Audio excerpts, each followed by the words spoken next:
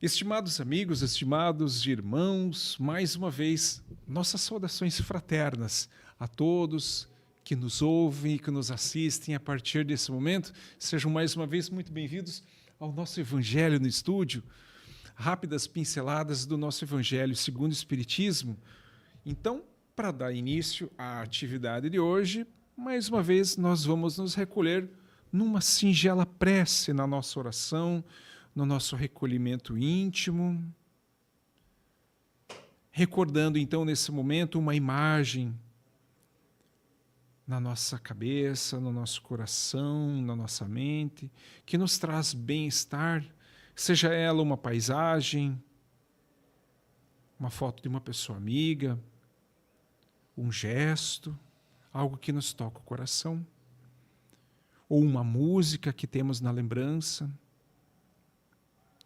que fica como uma música, uma imagem de fundo na nossa oração, agradecendo a Deus, o nosso Pai, mais uma vez pela oportunidade da vida, agradecendo a Jesus, o nosso mestre e amigo, por ser o nosso parceiro de caminhada, que ilumina os nossos passos, que segura na nossa mão nos momentos difíceis, e agradecendo também ao nosso anjo guardião, nosso espírito guia, que sopra no nosso ouvido bons conselhos, que sopra no nosso coração boas palavras, bons sentimentos. E assim, gratidão, Pai amado, a tudo, que em mais esse momento temos a Ti, trazendo paz na nossa caminhada, força e muito bom ânimo, e o sentimento máximo de gratidão por tudo que temos, por tudo que somos. Que assim seja.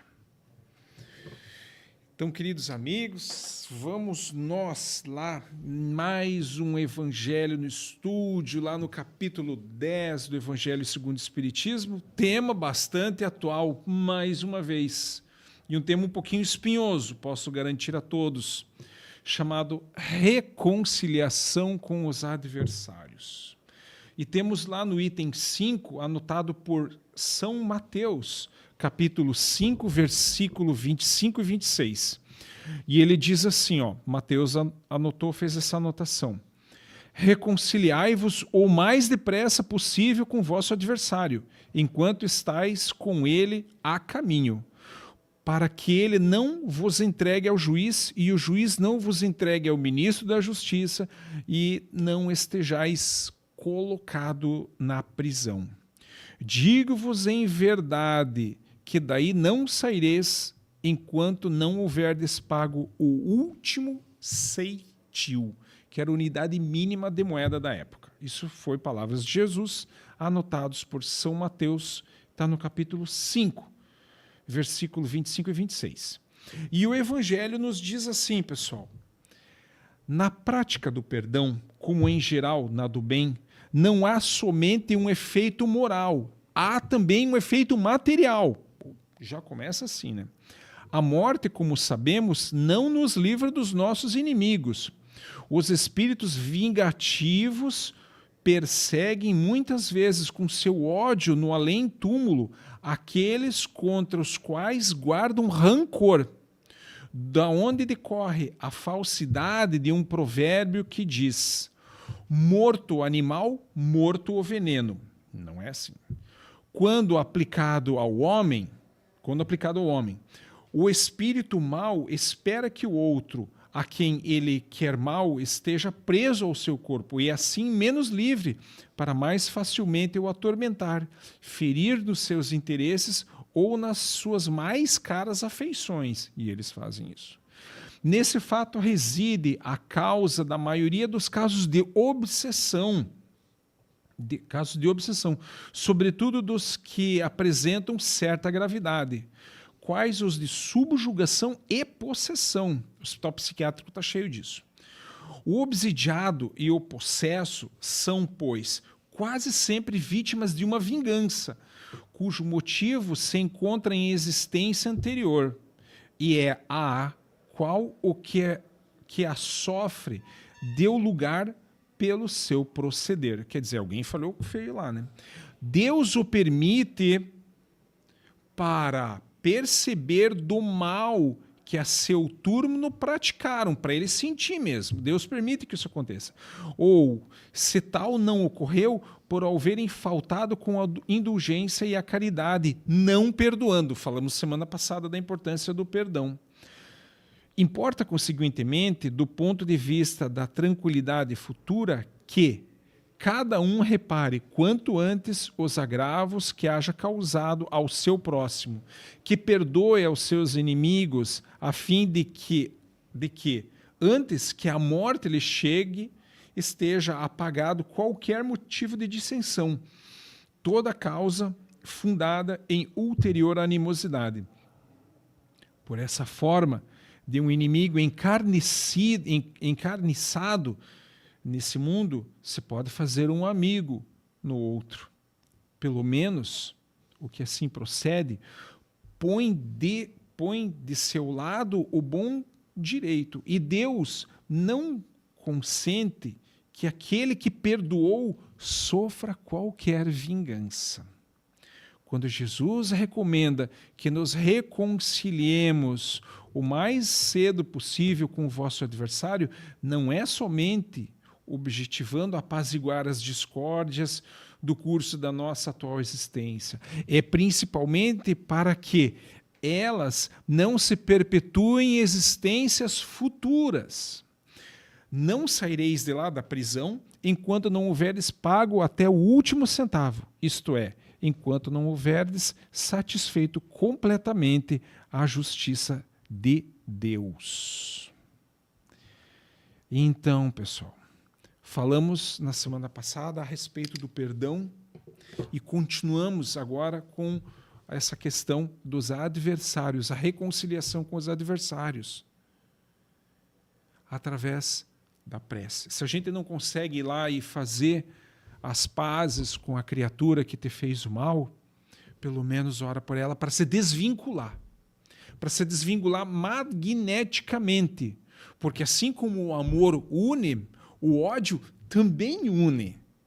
Também ele é uma força atrativa onde fica um apedrejando o outro, Aí um desses passa para o plano espiritual e tem total liberdade de ação, aí fica lá obsidiando, perturbando, atrapalhando, causando discórdias gravíssimas na família, no trabalho, no trânsito. Porque nós temos no nosso dia como se fosse aqueles dois anjinhos, né? O anjinho falando de um lado e o diabinho falando do outro. Seria mais ou menos assim. E você vai ficar ali te atrapalhando. É isso que a gente quer para a nossa vida? É isso que nós desejamos para o nosso dia a dia? Aquele que está esperando a gente cometer uma falha só para empurrar de vez? Aquele que quer nos atrapalhar? Agir no mal? Não seria melhor apaziguar as coisas? Quando existe boa vontade de ambos. Se não existe a vontade da outra parte, mais uma vez o convite é: perdoe. Perdoe. Perdoe. E tem uma passagem que diz: amai os vossos inimigos. E o trecho do Evangelho nos diz que amar os inimigos é muito importante. Mas ele também nos diz que é impossível eu amar alguém que nos fez o mal na mesma medida que eu amo quem me ajuda, quem é o parceiro, a parceira, que nos traz coisas boas, que nos traz confiança. Não tem como amar na mesma proporção. Isso não tem como. O Evangelho nos explica que isso é impossível. Mas não queira o mal. Não deseje o mal para aquela pessoa. Deseje o bem. Deseje o bem. Se essa pessoa estiver desencarnada ou desejar o bem, fazer uma prece para essa pessoa, isso chega do outro lado com muito mais energia do que a gente pode imaginar, porque nós ainda estamos na carne. Ao passo que esclarece o Livro dos Espíritos que essas sensações, quando a gente passa para a pátria espiritual, elas podem ser até 1000 vezes mais fortes. 1000 vezes. Então, quando a gente manda pensamentos bons, quando a gente manda pensamentos de pedido de perdão, de siga bem o seu caminho, te desejo bem, isso chega. Ao passo que se a gente ficar desejando com ódio, com raiva, com fúria, só vai trazer coisa ruim para esse espírito. E ele vai devolver como? Se ele já está lá do outro lado amargurado, sofrendo, todo complicado, ele vai voltar e vai querer atacar com tudo. Então, Jesus é muito sábio quando aqui nos convida para a reconciliação, enquanto a gente está aqui no plano físico, enquanto a gente está aqui encarnado, para depois o cara morre, passa para o outro lado, daí vai ficar até infernizando. Porque, como diz a minha irmã, vivo não atravessa a parede, morto atravessa. E às vezes está ali do lado da cama, infernizando. E acontece, pessoal, e acontece. Então, que a gente possa se prevenir desse tipo de situação se reconciliando com aquelas pessoas. Se não consegue se reconciliar, ore. Faça sempre uma prece de que Deus abençoe, seja bem, tira do coração, não é do dia para a noite, a gente sabe disso, tira do coração todo e qualquer sentimento de ódio e de raiva, para que a gente possa, mais uma vez, ter uma vida feliz, porque não dá para caminhar bem odiando as pessoas. Quem odeia, quem tem raiva, quem tem ódio, não é feliz. Não é feliz. Não consegue. E pessoas infelizes acabam atraindo pessoas infelizes também. E acaba fazendo um condomínio da infelicidade, um condomínio do sofrimento. Isso é bom? Temos a certeza que não. Dessa forma, o nosso convite singelo, que possamos reformar as nossas atitudes para que possamos realmente fazer essa reconciliação, perdoando, emitindo boas vibrações para aqueles que nos prejudicaram. Que Jesus, o nosso mestre e amigo, encontre as portas do nosso coração sempre aberto às sugestões do amor, da caridade, da justiça, do trabalho, sempre no bem. Que assim seja. Até a próxima oportunidade com o nosso Evangelho no Estúdio. Fiquemos em paz. Até a próxima oportunidade. Que assim seja.